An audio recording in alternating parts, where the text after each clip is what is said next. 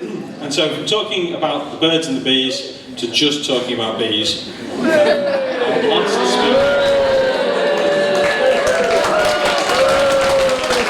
I'm here all night. Luckily for you, that's only for one more talk and then me for a little tiny bit. So yes, our last speaker for the evening is Andrea Ku, who's going to be telling us all about bees and a bit more about honeybees. Welcome, Andrea, to the stage.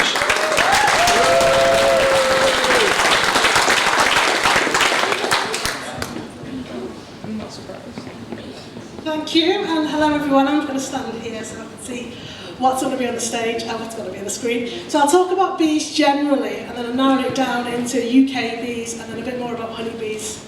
So bees are insects. They've got 4 wings as opposed to 2 wings that flies have. Bees have 5 eyes, got 6 legs, not 8 like spiders. Most have stripes, not all black and yellow.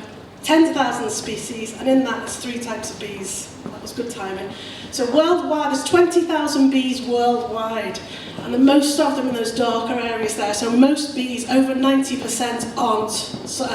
They're not social bees. They are solitary bees.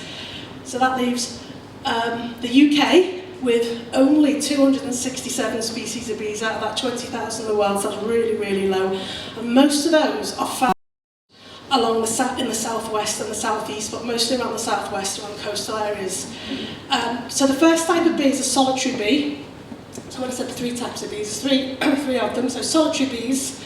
So in the UK, 240 of those. So most of the bees that we have in the UK are solitary bees.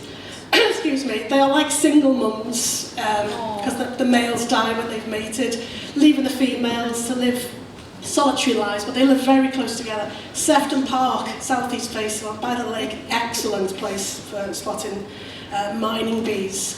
So the other bees are Bumble Bees, and there are 25 types of those, but 7 are common. So again, most of those rare ones, or most of them, are going to be in the southwest along the coastal areas. So they are social. They have the queen that hibernates. This is a Bumble Bee Nest I found in a friend's garden. If you imagine Maltesers without the chocolate on them, you've sucked all the chocolate off, that's what a Bumble Bee's Nest looks like.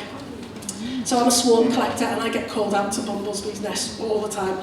So that leaves honeybees, which are the fewest in the world. So there's 8 species in the world, but only 1 species of honeybee in the UK. I always think it's like the posh spice of the Spice Girls, and they become the most famous, but not much about them.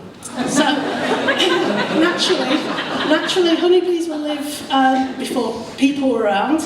They lived in trees, in hollows of trees, but as a beekeeper, generally you're going to keep bees in a beehive.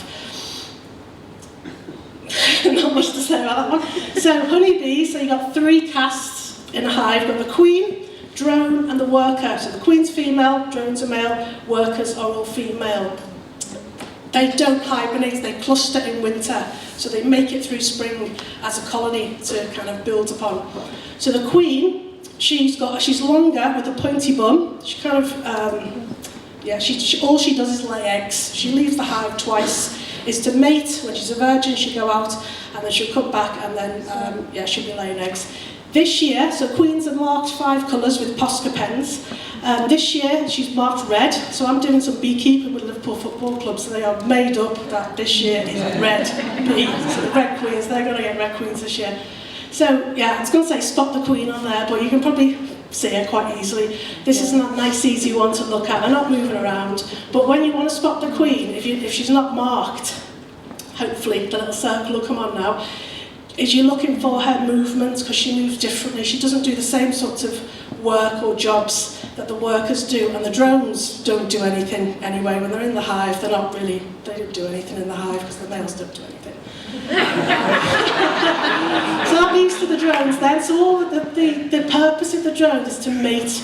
And throughout spring and summer, he's treated like a king bee. So he's cleaned and fed, he's looked after, and when he's mated, he drops dead, literally out the sky. They meet in drone congregation zones, looking for a virgin queen. So it literally is honey nut Cheerio. I think that's what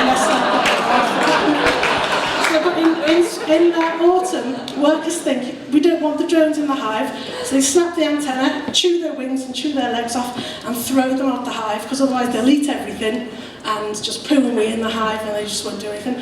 That leaves the worker that does everything, and it's a really lovely kind of, I don't know, life of the worker because they future-proof their existence. These are just some of the jobs that they do. So they start off as house bees, they don't leave the hive. So the first 3 weeks they're working inside the hive. So they're feeding the younger bees, the older bees, they're guarding the hive, and then they're out foraging. And there's a lot to learn from bees. They've been around for 35 million years, longer than us. They work together, lovely symbiotic relationship with the environment. They're future-proofing themselves. They're not thinking of themselves now, they're thinking about their future community. And I just think it's a lovely way to learn about and to be like a bee.